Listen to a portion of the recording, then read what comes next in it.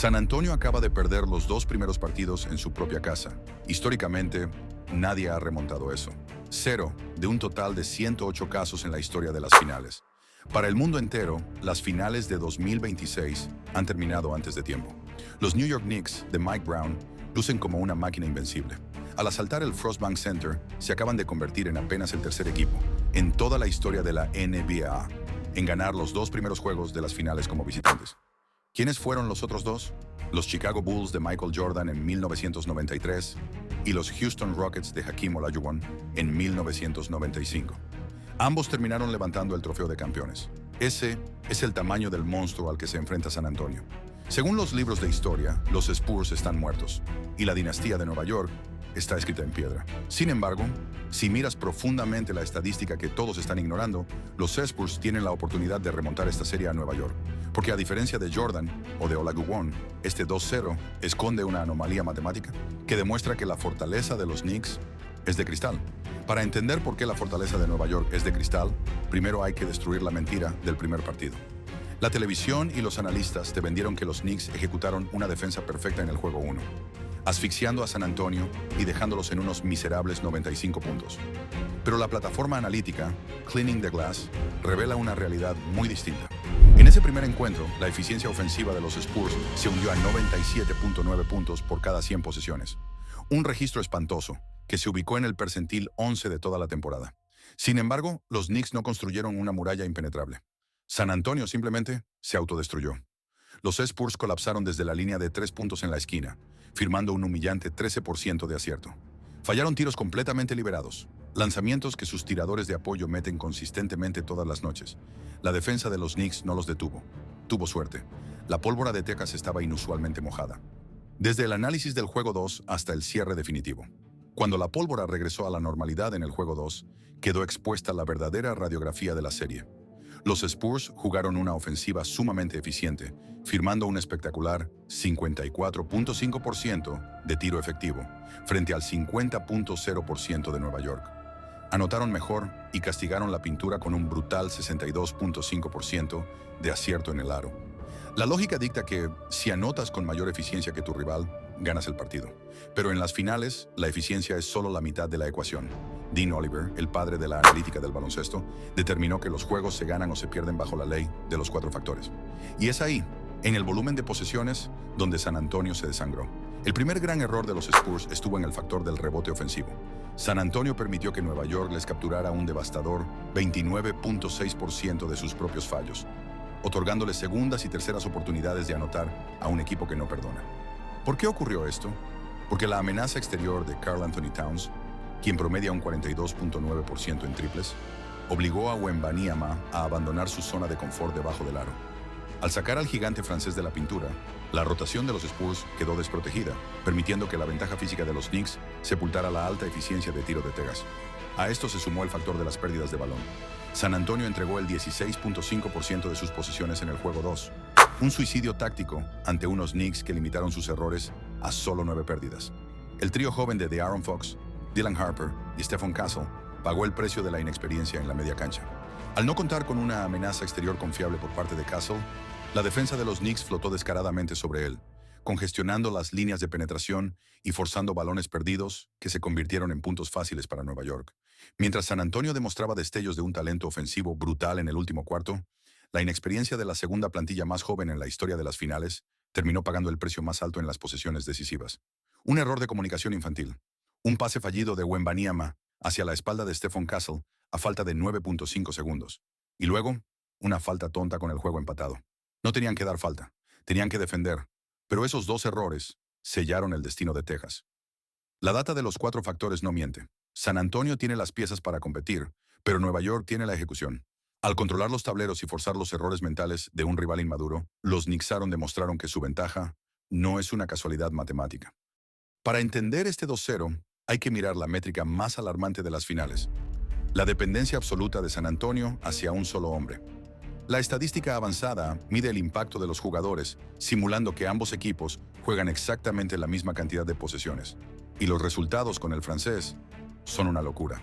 Cuando Victor Wembanyama está en la cancha, Los Spurs destruyen a los Knicks por un margen de más 16 puntos. Juegan a nivel de un equipo campeón invencible. Pero en cuanto el francés va a la banca a respirar, el equipo cae en un abismo absoluto. Ese dominio aplastante se desploma prácticamente a cero, un pálido más 0.9. Sin su estrella, los Spurs pasan de ser un monstruo a ser un equipo que apenas puede mantenerse a flote en la cancha. ¿Por qué se caen a pedazos tan rápido? Por la defensa de la pintura.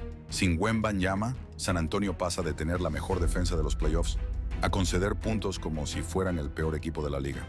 La entrada del pívot suplente, Luke Kornet, expone por completo la zona pintada, y Nueva York huele la sangre. Mientras Towns descansa, los Knicks activan a Mitchell Robinson desde el banquillo para destrozar a Kornet abajo del aro. Para el juego 3, el ajuste de Mike Brown será despiadado. Va a cuadrar los descansos de Wembanyama para meter a Jalen Brunson a liquidar a la segunda unidad de los Spurs. San Antonio está atrapado. O exprimen a su estrella hasta el agotamiento, o ven cómo Nueva York les destruye el partido cada vez que él se sienta a tomar agua. Si entras a las redes sociales o escuchas a los analistas de televisión, te dirán que Jalen Brunson tuvo un juego 2 desastroso. Te mostrarán que terminó el partido con un preocupante -10 en su cuenta personal. Dirán que la presión de las finales lo congeló durante el peligroso parcial de 14-0 que metió San Antonio. Sin embargo, la data avanzada revela que el partido lo ganaron los Knicks gracias al sacrificio táctico de su estrella. Brunson no jugó mal. Aceptó ser el sacrificio del equipo. Sabiendo que los Spurs iban a enviarle dobles marcas continuas cada vez que tocara el balón, Brunson decidió soltar el pase antes de tiempo, en lugar de forzar sus propios tiros. Él actuó como un imán humano. Al jalar a toda la defensa exterior de San Antonio hacia él, liberó por completo los espacios en el lado débil de la cancha. Gracias a este movimiento estratégico, Mikal Bridges se quedó solo para clavar un impecable 4 de 6 en triples, y Landry Shamet pudo acribillar a los Spurs desde la banca. Mientras el mundo critica su ineficiencia individual, la realidad es que Brunson destruyó el plan defensivo de los Spurs, sin necesidad de meter las canastas. Al otro lado de la moneda, San Antonio sufrió exactamente el problema opuesto con su novato, Stephon Castle. Castle es un perro de presa en defensa, pero cuando los Spurs atacan, se convierte en un peligro para su propio equipo. Como Nueva York sabe que el novato tiene severas dificultades con el tiro exterior, el entrenador Mike Brown le ordenó a su defensa flotar descaradamente sobre él. Los Knicks ignoraron por completo a Castle en el perímetro para congestionar la pintura.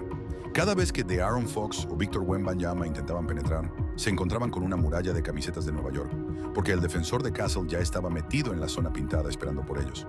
Mientras el sacrificio de Brunson abrió la cancha para los Knicks, el nulo peligro exterior de Castle destruyó el espacio de los Spurs, asfixiando su fluidez ofensiva a media cancha y provocando pérdidas de balón fatales. Para entender por qué los errores infantiles liquidaron a San Antonio al cierre del juego 2, hay que mirar sus actas de nacimiento. Con un promedio de 25,06 años de edad, estos Spurs son oficialmente la segunda plantilla más joven en toda la historia de las finales de la NBA. Los únicos que los superan en los libros de historia son los míticos Portland Trail Blazers de Bill Walton en 1977, quienes con 25,03 años lograron la hazaña de ser campeones. En los momentos de máxima tensión, el peso de la inexperiencia les pasó la factura más alta a los tejanos. Miren los datos de estos playoffs. San Antonio juega mucho mejor fuera de casa. En su propio pabellón, los Spurs han jugado amarrados por los nervios frente a su público. En el Frost Bank Center colapsaron firmando un espantoso 25,6% en triples durante el juego 1 y regalaron el 16,5% de sus posesiones en el juego 2. Pero cuando viajan, la historia cambia por completo.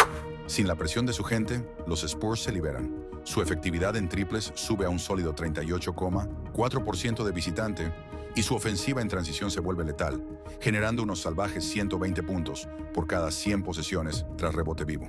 Fue exactamente así, ganando en territorio enemigo, como eliminaron al campeón de la conferencia. El Madison Square Garden, paradójicamente, les da el escenario perfecto para correr. Aún así, Nueva York los espera en la Gran Manzana con su propia trampa lista. Las proyecciones analíticas indican que la banca de los Knicks incrementa su agresividad a niveles destructivos en casa.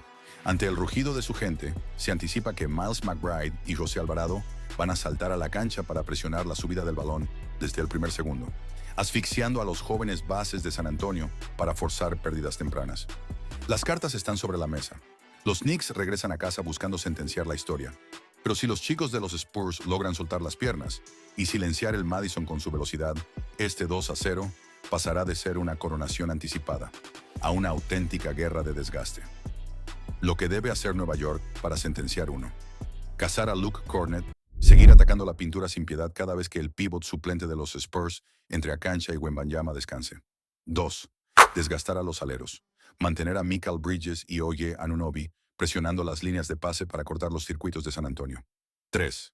El truco del imán, que Jalen Brunson siga absorbiendo las dobles marcas para dejar libres a los tiradores en las esquinas. 4. Activar la presión perimetral, que Miles McBride y José Alvarado asfixien la subida del balón de los novatos de Texas desde el primer segundo. 5. Dominar el tablero ajeno, que Karl Anthony Towns y Mitchell Robinson sigan castigando el rebote ofensivo para asegurar segundas oportunidades de anotar. Lo que debe hacer San Antonio para sobrevivir. 1. Proteger la pintura sin Wembanyama. Ajustar la defensa en drop de Luke Cornett para que los Knicks no metan canastas fáciles cuando descanse la estrella. 2. Cuidar el balón en estático. Evitar las pérdidas infantiles en la media cancha que le regalan puntos en transición a Nueva York. 3. Soltar las piernas de visitante.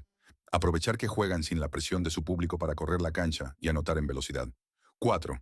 Descongelar las esquinas. Que los tiradores de apoyo metan los triples completamente liberados que fallaron en el primer partido. 5. El cuerpo al rebote. Que Harrison Barnes y los pivots ayuden a Wembanyama a boxear a los internos de los Knicks para frenar la sangría en los tableros. Las cartas están sobre la mesa y el Madison Square Garden está listo para dictar sentencia. Antes de despedirme, quiero darle las gracias de todo corazón a nuestro Señor Jesús por permitirme estar aquí una vez más, compartiendo esta pasión por el baloncesto con todos ustedes. Sin Él, nada de esto sería posible. Si te gustó este desglose táctico y quieres seguir viendo la verdadera radiografía de estas finales, no olvides darle un buen like al video y suscribirte al canal para que te quedes con nosotros en Saliendo de la Banca. Nos vemos en el próximo video.